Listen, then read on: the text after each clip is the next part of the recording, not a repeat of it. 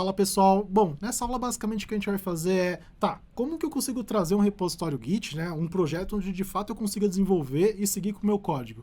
Bom, basicamente a gente vai mostrar duas formas, tá, que são as mais comuns e mais utilizadas. Uma opção é trazer de um repositório remoto, ou seja, algo que está na rede, que está na internet, disponível para mais pessoas, né, e você vai fazer um clone, você vai fazer uma cópia de todos os arquivos e versões, quando isso aconteceu, né, se de fato aconteceu um processo de versionamento, você também vai trazer as versões para o seu computador. Então você vai, pega essa cópia e traz para o seu computador local, onde você vai conseguir seguir esse desenvolvimento. Outra opção também é, resolvi que hoje eu vou fazer uma nova empresa no meu computador. Então começa a programar e falo, nossa, é melhor eu começar a versionar, né? Porque se eu não versionar, pode dar algum problema e eu quero retornar a um estado no meu código onde tudo dava certo. Mais ou menos, né? Ou eu quero chamar o pessoal para todo mundo ficar muito rico, né? E a gente conseguir desenvolver juntos esse código. Também é legal que tem um processo de versionamento. Então, nessa opção local, você precisa, de fato, criar um repositório localmente, né? Para que depois possa ser compartilhado para esse repositório remoto que foi citado anteriormente, beleza? Então, basicamente, duas opções. Trazer algo já pronto, né?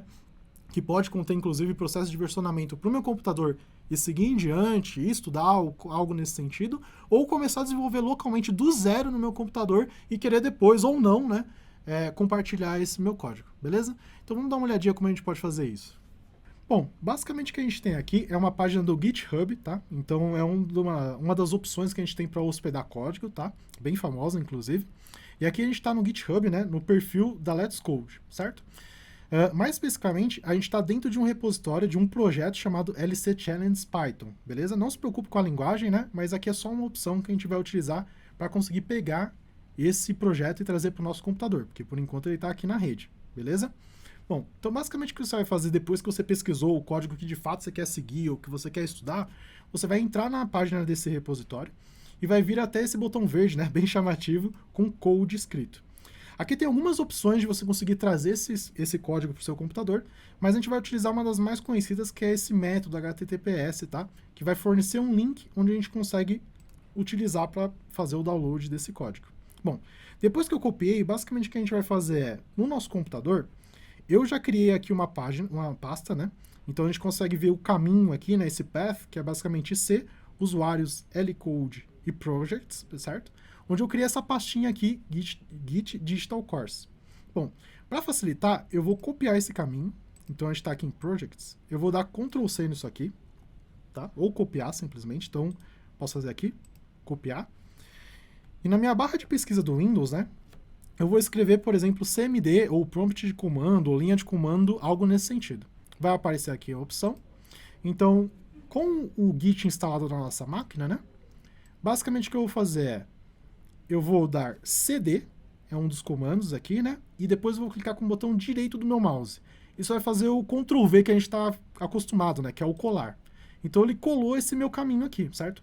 Então esse comando CD é basicamente para a gente entrar nesse caminho. A gente vai entrar nessa pasta. Então eu vou dar Enter. Veja que a gente estava em Lcode, basicamente o que a gente fez foi CD para dentro de Projects, certo? Agora que eu tenho esse cara aqui, o que eu vou fazer? Eu vou dar Git, eu vou dar Clone, e aqui no caso, né, a gente tem que pegar aquele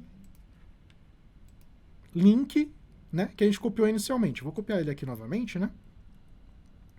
E vou de novo dar um espaço, git clone, espaço, e vou apertar com o botão direito do meu mouse, que é como se fosse o Ctrl V.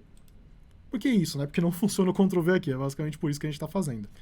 Então a ideia que a gente está fazendo é, eu vou clonar esse repositório dentro da minha pasta Projects, certo? Vou dar Enter. Ele vai mostrar, ó, tá clonando, tá pegando tudo aqui, beleza, e fez um download, legal? Então, se a gente for aqui e voltar para nossa pasta Projects, basicamente o que a gente vai ver é esse LC Challenge Python, que é exatamente, né, o nome do repositório que a gente está clonando, beleza?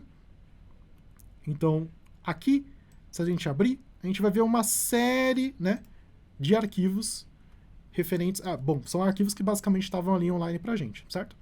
Outro detalhe é essa pasta .git. A gente só consegue enxergar ela, não sei se dá para ver um detalhe, né, que ela está um pouquinho apagada, porque aqui no Windows tem uma opção exibir de itens ocultos. Se não tiver marcado isso aqui, você não veria essa pasta, é basicamente essa a ideia. E esse .git é basicamente o que diz que isso aqui não é uma simples pasta LC Challenge Python. Isso aqui é um repositório do Git. Isso aqui está sob versionamento do Git, tudo bem? Então, se você alterar alguma coisa aqui, o Git vai estar olhando para essas alterações. É mais ou menos essa ideia.